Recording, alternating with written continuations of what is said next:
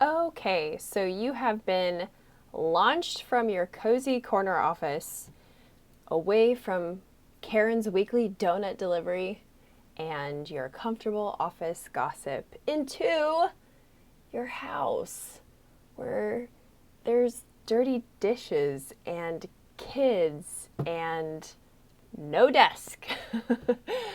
Today I'm going to talk about what it's like to work from home. I've been self employed more or less for about 16 years and have my home base from my home. So this is coming from a person who's actually lived it. So here are some tips for you. Welcome. Welcome to the world of working from home. Tip number one is put on your patient pants because you're going to need them. That's the biggest thing. I think a lot of people, when they start something new, anything new, but especially when it's all on you, like working from home, and nobody gives you a guidebook on 5 steps on how to work from home, you try one thing and then it doesn't work out, and you're like, well, this isn't for me. It's okay. Be patient. Treat every day like a case study, going into it like trying different things, reading different things that worked for other people, and seeing if it works. Because if it doesn't work, it's a case study. At the end of the day, you can crack open a beer and go, huh, that was interesting. Tip number two is put on actual pants because you're also going to need those. For most people, there's a direct link into what you wear and your mindset. If there wasn't, why would sleep experts tell you to wear sleeping clothes? Which, by the way, why do they call them sleeping clothes? Don't they know they're pajamas? Yeah. But anyway, there's got to be some scientific data behind this. That might not mean that you're sitting cross-legged on your bed in your, business casual best, but it does mean something. I know one time I was working from home. I had an appointment. She was scheduled to come over. She was 45 minutes no show, wasn't answering her phone, wasn't answering text messages. So I went ahead and changed into my bathrobe. And of course, she showed up 15 minutes later, knocking on my door. And of course, I had completely changed my mindset to home mode, opened the door in the bathrobe. It was great. So your boss probably won't show up at your door, but you might have an impromptu Skype call, and it's best to be ready. Plus, you'll feel really good about, your energy level will feel up when you are dressed for work. So for me personally, I like to wear jeans and a top of some sort. I don't work topless. Whatever the internet told you, it's a lie. And it's a different pair of jeans and a different top every day. And that helps me just feel like, okay, today's a new day. I also, sometimes I wear makeup, sometimes I don't. I do notice on the days that I wear it, I am more energized. So for you fellas out there, maybe that means that you shave your face or you put on your beard oil for all you hipsters with those cool lumberjack beards, but you're not chopping any wood, you're just typing on the laptop. So whatever the case may be, you definitely want to get dressed, pretend like you're going into work. Tip number three is create a designated workspace. Although my very first workspace was literally an ironing board, it didn't stay that way for long. I've always kind of had some sort of workspace that is just for work, even if it's small, even if it's humble, even if it's only a designated part of the room. It doesn't have to be the whole room. So this, welcome to my office. This is my designated office space for all of you watching on YouTube. And the workspace is only about 12 square feet, which is about 1 square meter. And that's it. But I've got my paper and my pens and my highlighters and my scissors and my favorite houseplant all within reach of my sacred office space, and it is so beautiful, right? Tip number four is stick to a schedule. You probably don't have to wake up as early as you would if you had an actual commute that wasn't just from like the bedroom to the other room, but you want to have some sort of schedule. For me personally, I wake up between 6 and 7. Note the flexibility there. So you can release yourself of any guilt of being like regimented. And on days, honestly, where I feel like I need an extra sleep, then that's what I do if my schedule allows it. So with daylight savings time, when that recently happened, it was also when COVID-19 was being discovered in the United States, and I was so run down feeling. So I let myself sleep in that week. I also had a crazy photo shoot that weekend where I was there long hours, so I was worn out. And so I slept till 9:30, and it was great. And now my body's adjusted and I'm good to go, and I'm waking up at 6. So you can give yourself some grace there. Now I know all you folks with kids right now are totally rolling your eyes. Don't worry, I got tips for you too. Stay tuned. Okay, where was I? All right, so stick to a schedule.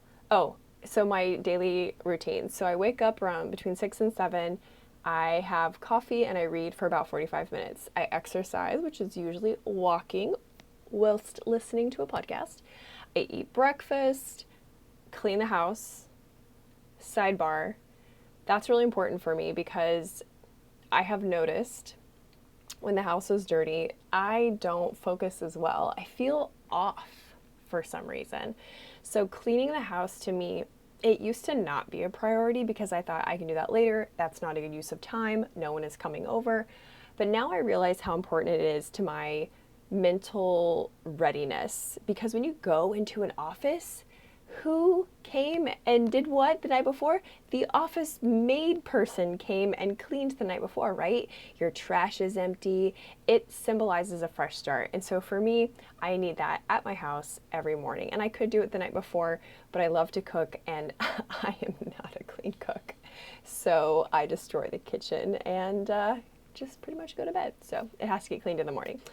So after I clean the house, I shower, and then I get into it from the list, the to-do list that I created the night before. So that's another tip within a tip right there. Number 5 is track your time. So that to-do list, that's part of tracking my time. So raise your hand if you work from home and you have ADD. I see that hand. I see that hand. Yes, sir. It's tough, right? Because when your brain is like an internet browser with 19 tabs open and 2 of them are frozen, it's just busy when there's one thing to do because your brain has all that going on. So tracking my time has been the biggest constant thing that I do every day that helps keep me on track. And for me, this is kind of embarrassing, but starting around 8:30 in the morning, I track what I do hour by hour. So I literally have a scrap piece of paper. It says 8:30 dash, and then next to it, the one thing that I am doing at that moment from my to-do list. And then it also has right under it, the next thing I will do from my to-do list. So it keeps me really focused, because if I do get distracted, I do get a phone call that I have to take that isn't relative to what I'm doing at the time, I can easily bring myself back to that list and go, oh yeah, that's what I was doing. It really, really helps.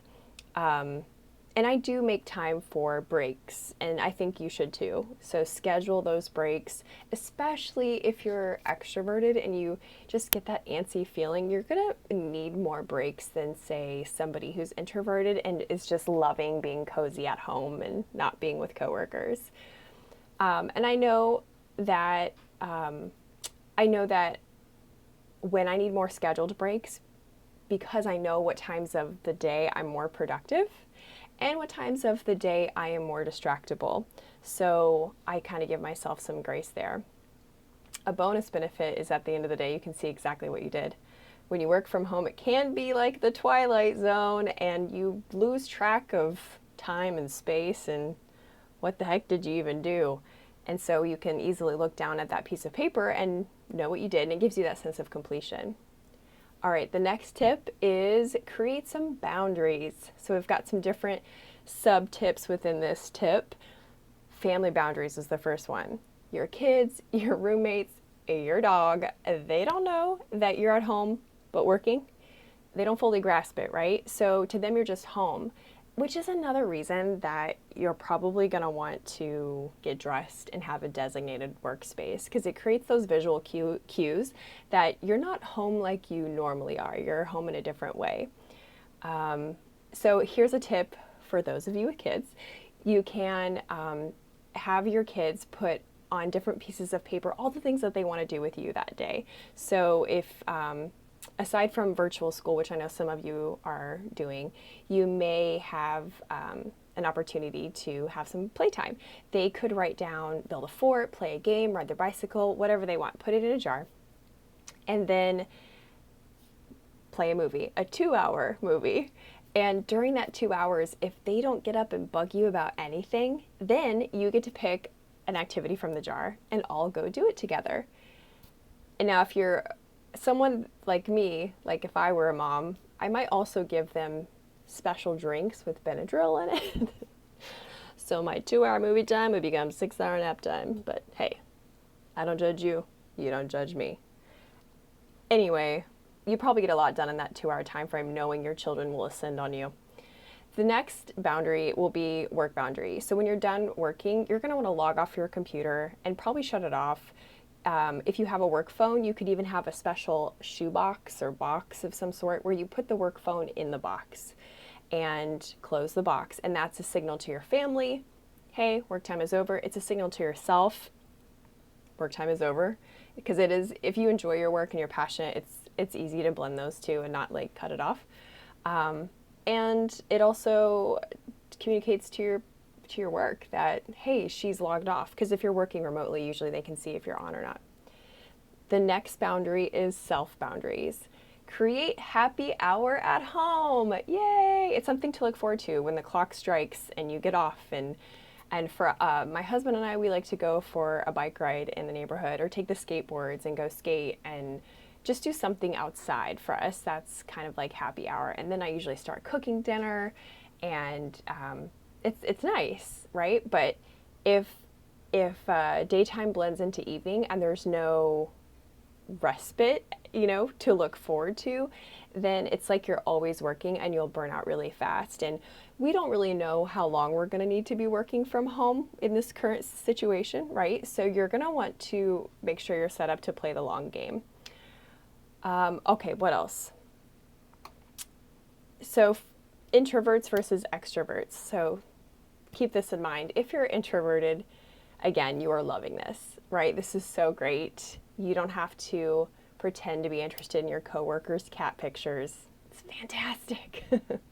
Your extroverted friends are not as okay, so you want to check on them. So if you are extroverted and you're not okay, it's okay. I love you too. You're gonna make it. But you want to take some extra care for yourself because it can be tough. So something my husband, who is an extrovert, does is he works with headphones on while he's working from home. So he's playing a podcast, he's playing music, and that keeps him energized. Introverts, we can't always do that because it just puts our brain in a different spot. It drains our energy. We actually really like the silence. So extroverts, you want to make sure to create that energy boosting environment that you need. You might also want to consider scheduling some virtual lunch dates, which can be actually really fun. This is a move from our playbook of dating long distance, is video chat, you're both eating lunch at the same time, boom, lunch date. And then you can talk about how giving the kids Benadryl didn't work, but instead of calling them your kids, you can call them your coworkers. You can be like, so I drugged my coworkers and it didn't work and now there's gum in the carpet. It's a good time and you have that to look forward to, and then you'll feel re-energized after lunch and move on with your day. Now, all these tips can be applicable with parents with kids at home too, who are doing the virtual school thing. So God bless you, first of all. So the tips as applied to those with kids doing virtual school: be patient, dress for the task, right? So the kid's gonna have to get dressed for school, maybe not their school uniform if they use uniforms, but dressed for school, not in their pajamas necessarily. Although you could have like, hey, Friday's gonna be pajama day. You could even theme it. It depends how much energy you got for that stuff. Number 3 is have a designated space for school. Stick to a schedule with built-in breaks. And for kids, those breaks are gonna look different for each family. So some kids need more physical activity, and so that might be like run around the yard 5 times if you're allowed to go outside where you live, or do push-ups. No one's gonna let me watch their kids at all after this episode. Track your time and work for a sense of satisfaction. So allow your kids to review what they did that day and feel good about it, because if they don't, working in that virtual school atmosphere might work like 1 or 2 days, but then after the third day, they'll not feel that sense of winning and it won't go so well. And then create boundaries with incentives. So I hope these tips helped. Thank you to all who are taking this self-isolation with COVID-19 seriously and protecting those who are more vulnerable. It's really important. It'll also give us all more time to figure out what to do next so that we can move on with our lives and have a great summer. And even though we are all cooped up inside, we can still be curious about others. So check on your friends, check on your neighbors, ask them how this has affected their lives, their businesses, their families. There may be a way that you can support one another that you didn't know, but you won't know until you ask. And so, yeah, those are my tips from working from home and staying motivated and not going mad. If you liked this episode, share it with somebody who is also working from home. And notes to this episode will be in your inbox via email. So if you're not subscribed, you can subscribe by texting REAL to 66866. And thank you for this episode idea from listeners Penny Cornagia and Caleb Cummings of Pensacola, Florida. I appreciate you so much. And remember, whether you're extroverted or introverted, stay curious and grow.